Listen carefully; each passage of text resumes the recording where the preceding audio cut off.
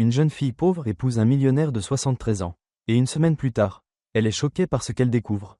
Le soleil se couchait sur l'étendue plate et dégagée de cette ville du Midwest.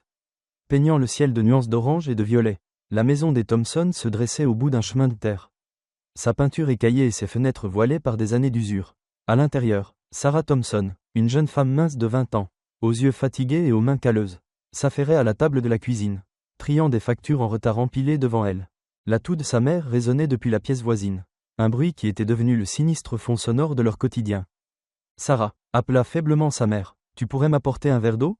Sarah se leva aussitôt, remplit un verre à l'évier et se précipita au chevet de sa mère.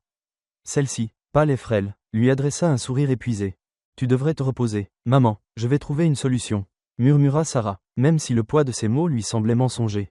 Le bruit d'une voiture s'arrêtant devant la maison vint interrompre leur tête-à-tête silencieux. Sarah jeta un coup d'œil par la fenêtre et se figea. Une Cadillac noire et brillante venait de se garer devant chez elle. C'était un contraste saisissant avec les pick-up rouillés qui peuplaient habituellement le quartier. Qui cela peut-il bien être ? S'inquiéta sa mère, partagée entre curiosité et malaise. Avant que Sarah ne puisse répondre, la portière s'ouvrit et William Carter en sortit, vêtu d'un costume parfaitement taillé. Ses cheveux argentés luisaient dans les derniers rayons du soleil. Son pas était lent mais assuré, dégageant une certaine autorité. Sarah sortit sur le perron, les sourcils froncés, tandis que William s'avançait. « Mademoiselle Thompson », entama William d'une voix grave, posée mais ferme, « j'ai entendu parler de votre situation familiale. » Sarah cligna des yeux, déconcertée. « Pardon ? Qui êtes-vous ? » « Je m'appelle William Carter, je possède plusieurs biens et entreprises dans la région, » expliqua-t-il en désignant la Cadillac. « Je suis venu avec une proposition. » Sarah croisa les bras. « Quel genre de proposition ? » Le regard de William ne vacilla pas. « Je veux que vous m'épousiez. » Un instant, le temps sembla suspendu. « M'épouser ? » répéta Sarah, incrédule. « Vous êtes sérieux ? » « Absolument, » répondit William, d'un ton imperturbable. « Vous êtes une jeune femme intelligente et capable. Et je ne doute pas que vous soyez une excellente compagne. En échange, je m'assurerai de la sécurité financière de votre famille. Votre mère recevra les meilleurs soins médicaux et les études de votre frère seront entièrement financées. C'est un arrangement équitable. » Sarah le fixa, guettant un signe de plaisanterie ou de tromperie. Mais son visage ne laissait rien transparaître. « Il me faut du temps pour réfléchir. » balbutia-t-elle. « Bien sûr, » répondit William avec un léger hochement de tête. « Mais j'aurai besoin de votre réponse rapidement. Ni vous ni moi n'avons le luxe de trop attendre. » Alors qu'il regagnait sa voiture et repartait, Sarah resta immobile sur le perron, l'esprit en ébullition. Plus tard dans la soirée, quand la maison s'assoupit, Sarah s'installa à la lueur faiblarde de la lampe de cuisine. La voix de sa mère rompit le silence. « Sarah » appela-t-elle depuis l'embrasure de la porte, son corps frêle s'appuyant sur le cadre en bois pour tenir debout. « Que voulait-il » Sarah hésita, puis raconta la proposition. Les yeux de sa mère s'écarquillèrent. « C'est absurde » s'exclama-t-elle, avant qu'une quinte de toux ne l'épuise. Sarah se précipita pour l'asseoir. « Maman, écoute » dit-elle d'une voix tremblante, « si je le fais, tu pourras recevoir les soins dont tu as besoin. Danny n'aura pas à interrompre ses études. C'est peut-être notre seule issue. » Les larmes montèrent dans les yeux de sa mère. « Je ne veux pas que tu sacrifies ta vie pour nous. Tu mérites de trouver quelqu'un que tu aimes. D'être heureuse. Je ne suis pas heureuse maintenant, » répondit Sarah avec amertume, en essuyant ses propres larmes. « Au moins, je pourrais aider. Ça n'en vaut pas la peine ?» Sa mère ne répondit pas, le visage marqué par l'angoisse. Les jours suivants passèrent dans une confusion de réflexions et de prières murmurées. Sarah évitait le regard de ses voisins, déjà occupés à jaser sur la jeune serveuse et le vieux riche.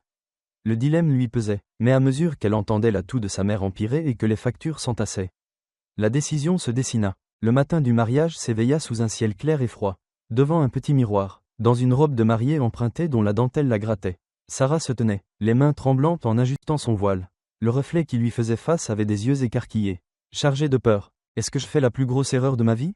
se souffla-t-elle. On frappa à la porte, la faisant sursauter. C'était son petit frère, Danny, dont le costume était trop grand pour sa silhouette fluette. « Sarah, il est temps », dit-il d'une voix douce, cassée par l'émotion. Sarah prit une profonde inspiration, força un sourire et hocha la tête. « Allons-y ». Elle quitta la pièce vers un avenir enveloppé d'incertitude.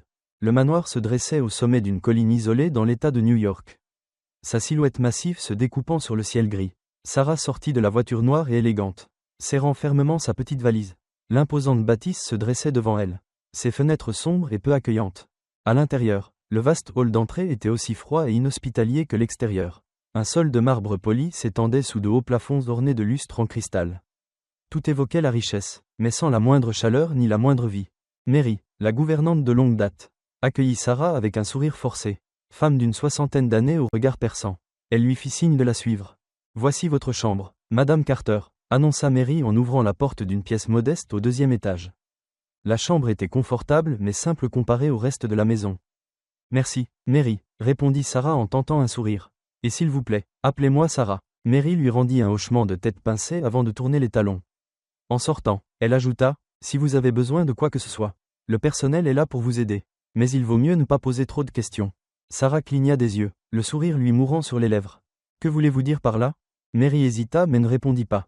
Elle quitta la pièce en refermant la porte derrière elle, laissant Sarah seule. Dans les jours qui suivirent, Sarah tenta de s'habituer à sa nouvelle vie. Mais l'immensité silencieuse du manoir la mettait mal à l'aise. William, désormais son mari, se tenait soit dans son bureau, soit à l'extérieur durant des heures.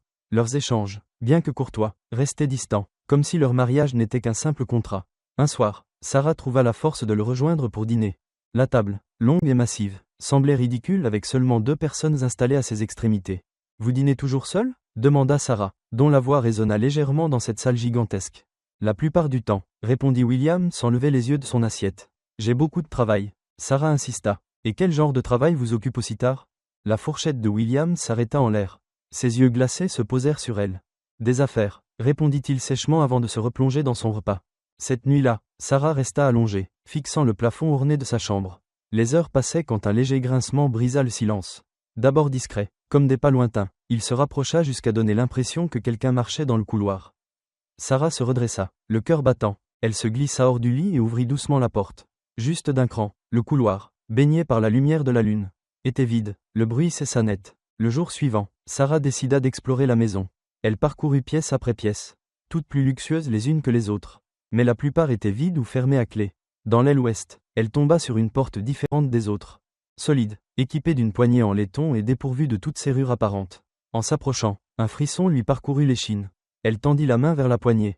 Mais la voix de Mary la surprit. « Je ne ferais pas ça si j'étais vous. » Sarah se retourna vivement, laissant retomber sa main. « Pourquoi cette porte est-elle fermée à clé ?»« Ordre du maître, » répondit Mary, le visage grave. « Mieux vaut ne pas y toucher. » Sarah fronça les sourcils. « Qu'est-ce qu'il y a derrière ?»« Ce n'est pas à vous de le savoir. » Trancha Mary. « Laissez tomber. » Ce soir-là, Sarah s'efforça de chasser cet incident de son esprit.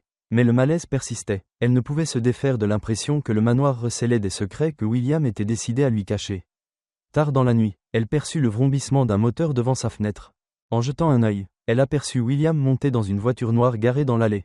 À côté de lui, un homme grand, vêtu d'un trench coat, discutait à voix basse. Cédant à la curiosité, Sarah enfila un manteau et sortit discrètement de sa chambre, se dissimulant dans l'ombre pour les observer. Depuis le haut du grand escalier, elle pouvait les voir à travers la grande baie vitrée. « Assurez-vous qu'elle ne découvre rien », lança William, d'une voix froide et autoritaire. Le souffle de Sarah se coupa. Parlait-il d'elle? Que dissimulait-il? La voiture s'éloigna dans la nuit, laissant Sarah seule dans l'obscurité, le cerveau en proie à des questions auxquelles elle craignait presque de trouver des réponses. Le manoir semblait plus silencieux encore quand Sarah revint dans l'aile ouest. Depuis plusieurs jours, elle surveillait cette porte, attendant le moment opportun pour l'ouvrir. Ce soir-là, sans qu'elle sache pourquoi, elle n'était pas verrouillée, le cœur battant à tout rompre. Elle poussa la porte, qui grinça faiblement dans le couloir sombre. Une unique et poussiéreuse suspension éclairait faiblement la pièce. Des étagères couraient le long des murs, chargées de vieux livres, de dossiers et de photographies encadrées. Au centre, un lourd bureau en acajou supportait une pile de papier jauni à côté d'un élégant stylo-plume. Hésitante, Sarah s'approcha, le regard fouillant la pièce à la recherche d'indices sur le comportement mystérieux de William. Elle s'empara d'une des photos. On y voyait William aux côtés d'une jeune femme, tous deux esquissant un sourire crispé. Elle était belle, radieuse même, et bien plus jeune que William. Sarah retourna la photo. D'une écriture élégante était inscrit « William, Grace, 1998 ». Ses mains se mirent à trembler lorsqu'elle examina d'autres clichés. Encore et encore, chacun montrait William avec une autre jeune femme. Les dates au dos s'étalaient sur plusieurs décennies. Les noms différaient, mais le schéma restait le même. À côté des photos, des documents légaux, certificats de mariage, contrats prénuptiaux, et aussi des certificats de décès. Sarah en eut le souffle coupé. Les causes de mort variaient. Accident, maladie, disparition soudaine, mais toutes ces histoires finissaient de la même façon. « Mais qu'est-ce que c'est que ça ?» murmura-t-elle. La voix à peine audible. Parmi ses papiers, elle remarqua un journal relié en cuir. Elle l'ouvrit et y découvrit l'écriture méticuleuse de William détaillant ses relations avec ses femmes. Comment il les séduisait et gagnait leur confiance. Les dernières pages prenaient une tournure sinistre, décrivant la manière dont il les isolait, les contrôlait, puis s'en débarrassait finalement. Le ventre de Sarah se noua lorsqu'elle lut une phrase glaçante. Elle pense toujours pouvoir partir. Elles ne se rendent pas compte qu'elles m'appartiennent jusqu'à ce qu'il soit trop tard. Soudain, un bruit de pas dans le couloir la fit sursauter. En toute hâte, elle glissa le journal dans son sac et chercha un endroit où se cacher. Mais la porte s'ouvrit avant qu'elle ait pu bouger, révélant William sur le seuil. Son visage exprimait une colère froide. « Que fais-tu ici » demanda-t-il, d'un ton bas et menaçant. Sarah serra son sac de toutes ses forces, tentant de maîtriser sa voix. « Je me suis perdu, je ne voulais pas entrer. » William pénétra dans la pièce, refermant la porte derrière lui.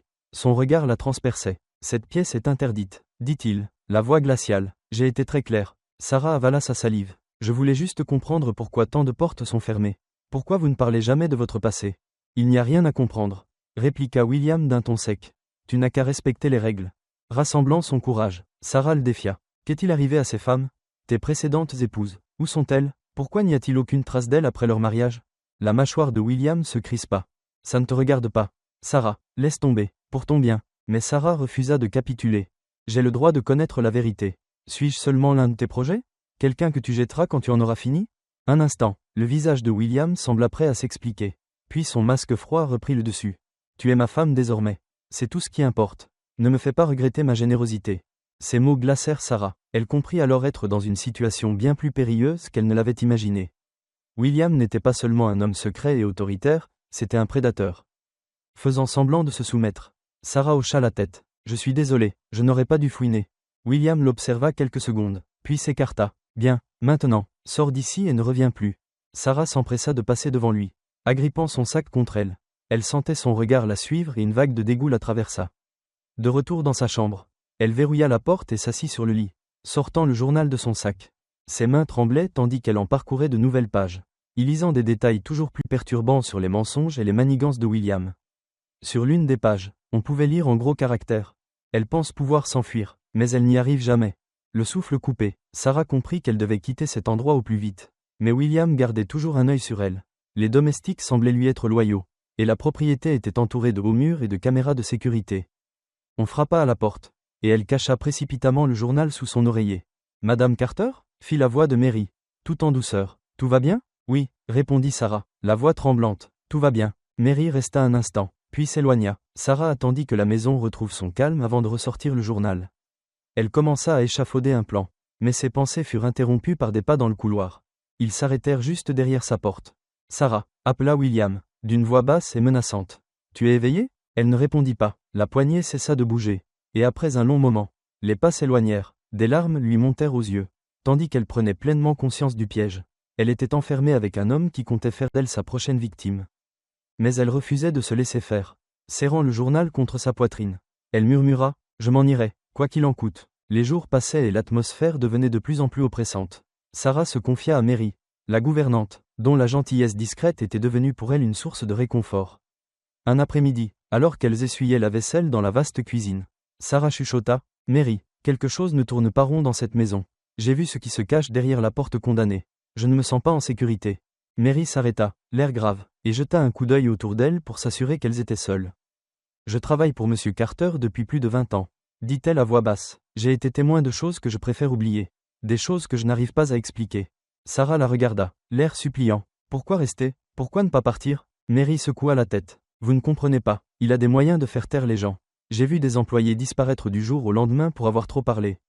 Mais vous êtes différente. Sarah, vous êtes son épouse. Si quelqu'un peut s'en sortir, c'est vous. » Le cœur de Sarah s'emballa. « Alors aidez-moi, je vous en supplie. » Mary hésita, puis hocha la tête. « Je ferai ce que je peux. » Dans les jours qui suivirent, Sarah étudia méticuleusement les habitudes de William. Elle nota ses heures de sortie nocturne, les rotations des caméras, et les tours de garde. Pour mieux tromper William, elle joua à la femme docile. Au petit déjeuner, elle lui servait son café en souriant poliment et faisait semblant d'écouter ses récits de contrats et d'affaires. Intérieurement, chaque sourire lui brûlait l'âme. Mais c'était le prix à payer pour gagner du temps. Un soir, prétextant vouloir mieux connaître sa nouvelle demeure, Sarah se retrouva devant la porte du sous-sol. Entrebâillée, elle s'y glissa, tout en prudence. L'air humide portait une odeur de moisi. En descendant l'escalier branlant, la lueur de son téléphone dévoila des rangées de vieux fûts de vin et des caisses de stockage couvertes de poussière. Son regard fut attiré par un pan de mur différent, comme s'il cachait quelque chose. Elle posa la main dessus et, à sa grande surprise, un mécanisme se déverrouilla, révélant un passage sombre. Cette nuit-là, Sarah eut du mal à trouver le sommeil. La découverte de ce passage lui donnait une lueur d'espoir. Mais elle devait agir prudemment. Il lui fallait des preuves des crimes de William pour pouvoir se protéger une fois en fuite. Sa détermination se raffermit lorsqu'elle surprit une conversation téléphonique tardive de William. Derrière la porte de son bureau, elle entendit, transférer tout avant qu'elle ne se doute de quoi que ce soit. Le temps presse. Un frisson la parcourut. Parlait-il d'elle? Avait-il l'intention de tout lui voler? Ou pire encore, le matin suivant, Mary vint la trouver dans le jardin. « J'ai quelque chose à vous montrer », murmura-t-elle. Dans la chambre de Mary, dissimulée sous une planche du plancher, se trouvaient de vieilles lettres et documents. Ils confirmaient les pires craintes de Sarah. William était bel et bien lié aux disparitions de ses précédentes épouses. Elles ont toutes essayé de s'enfuir, confessa Mary, les larmes aux yeux, et aucune n'y est parvenue. Avec l'aide de Mary, Sarah mit au point un plan d'évasion. Elles convinrent d'attendre que William reparte pour l'une de ces mystérieuses réunions nocturnes. Mary créerait une diversion pour les gardes, pendant que Sarah s'échapperait par le passage secret. « Je remettrai ce journal à la police », expliqua Sarah. « Ils doivent connaître la vérité. » Mary lui serra la main. « Promettez-moi de sortir d'ici. Ne vous retournez pas. » Sarah acquiesça, sa peur noyée par la détermination. Le soir venu, William, d'un geste théâtral, baisa la main de Sarah au dîner. Son sourire glacial la fit frissonner. « Ne m'attends pas ce soir, » dit-il, un ton faussement affectueux. Dès qu'il franchit la porte, Sarah et Mary passèrent à l'action. Mary simula une dispute avec un garde près du portail, détournant son attention des caméras de sécurité. Le journal et un petit sac à la main. Sarah s'engouffra dans le sous-sol. Elle rejoignit le passage secret et s'y glissa, le cœur battant à tout rompre, refermant la porte derrière elle. Le tunnel était étroit et humide, la lumière vacillante de sa lampe découpant sur les murs de longues ombres tremblotantes. Chaque pas était une prise de risque immense, la peur de se faire surprendre l'écrasant de tout son poids. Soudain, un bruit la fit tressaillir, des pas lourds résonnaient derrière elle. « Sarah, tu ne peux pas me fuir », lança la voix familière de William. Le cœur de Sarah s'emballa, serrant le journal comme un bouclier. Elle murmura, « Je dois avancer ». Elle s'enfonça plus loin dans le tunnel, la voix de William la poursuivant comme une ombre. L'immense propriété était plongée dans un calme effrayant alors que Sarah se préparait pour son évasion. Dans sa chambre, elle attendait, son sac prêt et le journal en sécurité à l'intérieur. Chaque seconde s'égrenait au tic-tac de l'horloge du couloir. Quand elle entendit la voiture de William s'éloigner, elle se lança, dévalant les marches vers le sous-sol. Elle gagna le passage secret. L'air y était humide et le tunnel semblait interminable dans l'obscurité. Sa lampe clignota, projetant d'inquiétantes ombres. Elle distingua enfin l'issue, une porte métallique rouillée qui grinça affreusement quand elle la poussa. Le bruit résonna dans tout le tunnel, poussant ses poursuivants à hâter le pas. En sortant, elle déboucha dans la forêt, se frayant un chemin à travers les broussailles, les branches lacérant ses bras et son visage. La nuit était d'encre, seule la lueur pâle de la lune perçant entre les arbres. Derrière elle, des lampes torches balayaient la végétation. « Elle ne doit pas être loin », cria quelqu'un, les poumons en feu. Sarah continuait de courir, serrant toujours le journal contre elle, conscient qu'il était sa seule preuve contre William. Au moment où ses forces déclinèrent, elle aperçut des phares au travers du feuillage. Une voiture approchait sur la route voisine.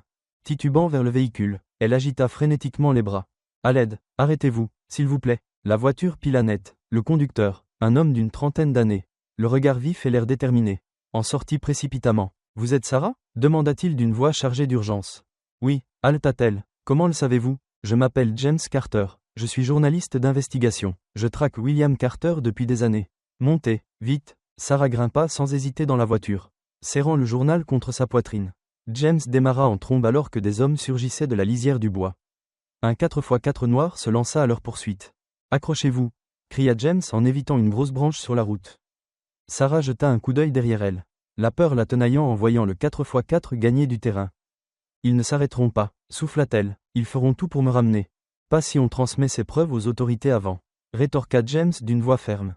Le 4x4 finit par les rattraper, se plaçant à leur hauteur. La vitre passager se baissa, laissant apparaître un homme armé d'une barre de fer, prêt à fracasser leur rétroviseur. « Baisse-toi !» hurla James. Sarah se pencha juste à temps, tandis que le miroir explosait.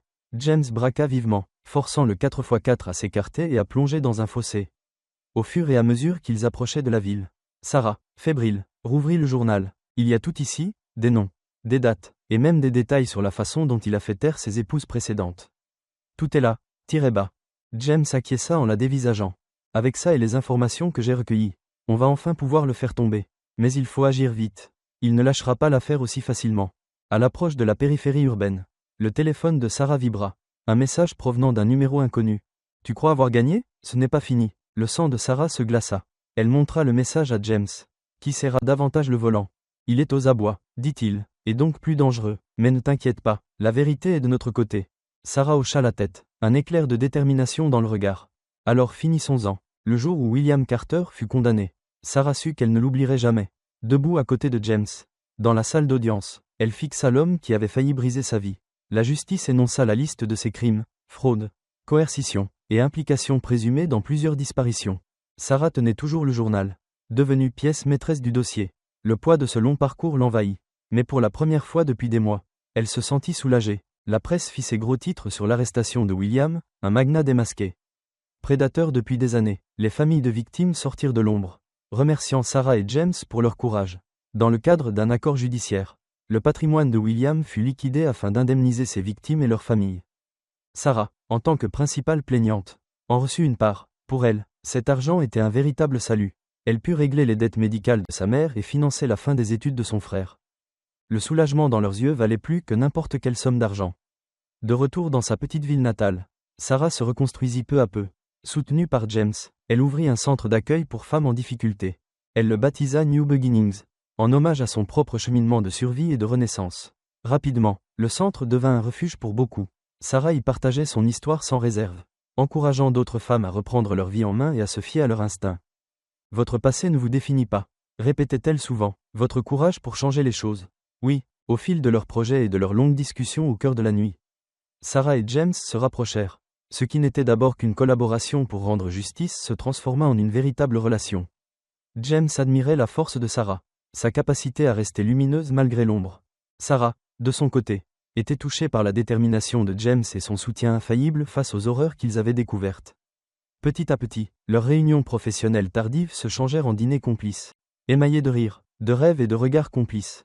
Un an après leur évasion mouvementée, James invita Sarah dans un parc tranquille, à l'extérieur de sa ville natale. Là même où il l'avait secourue cette fameuse nuit. Au coucher du soleil, il la mena jusqu'à un banc surplombant un lac paisible. Souriant timidement, il sortit une bague sobre et élégante de sa poche. « Sarah, dit-il d'une voix empreinte d'émotion, tu m'as montré ce qu'est le vrai courage. Tu m'as appris que, même sur les chemins les plus tortueux, on peut trouver une beauté inespérée. Veux-tu que je sois à tes côtés pour toujours ?» Des larmes emplirent les yeux de Sarah alors qu'elle acquiesçait. La voix tremblante. « Oui, mais pas de porte fermée dans notre maison. » Ils rirent, libérés, et la joie illumina cet instant. Leur mariage fut modeste mais sincère. Organisé dans la ville de Sarah. Toute la communauté qui l'avait soutenu s'était rassemblée pour fêter son nouveau départ. La cérémonie eut lieu dans le jardin du centre d'accueil. Parmi les fleurs et les femmes que Sarah avait aidées, vêtues d'une simple robe blanche, Sarah rayonnait d'un bonheur évident. Lorsqu'ils échangèrent leurs vœux, l'émotion gagna tous les invités. Dans son discours, Sarah se confia sur son parcours. Parfois, la vie nous fait traverser les ténèbres pour nous faire comprendre la valeur de la lumière. Je ne serais pas là aujourd'hui sans le soutien de ceux qui ont cru en moi. Et je leur en suis infiniment reconnaissante. Ce n'est pas simplement la fin d'un chapitre. C'est le début d'une toute nouvelle histoire. Alors qu'ils dansaient sous les guirlandes lumineuses, James murmura, « Tu n'as pas seulement survécu. Sarah, tu as fleuri, je suis tellement fier de faire partie de ton histoire. » Sarah posa la tête sur son épaule, souriante. « Et moi, je suis heureuse que tu m'aies aidé à l'écrire. Merci d'avoir suivi l'incroyable parcours de Sarah. Une histoire de résilience, de justice et de la force de l'amour pour guérir même les blessures les plus profondes. De la peur au renouveau. Sarah nous rappelle que le courage et la détermination peuvent éclairer les chemins les plus obscurs. Si ce récit vous a touché, n'oubliez pas de l'aimer et de le partager avec ceux qui pourraient trouver de l'inspiration dans la force de Sarah. Et rappelez-vous que ce n'est qu'une des nombreuses histoires émouvantes que nous vous proposons. Abonnez-vous à Soul Stirring Stories et activez les notifications pour ne manquer aucun nouveau récit qui vous élèvera, vous inspirera et vous rappellera la beauté de l'âme humaine. D'ici là, portez-vous bien, restez forts et croyez toujours au nouveau départ. À bientôt pour une nouvelle histoire.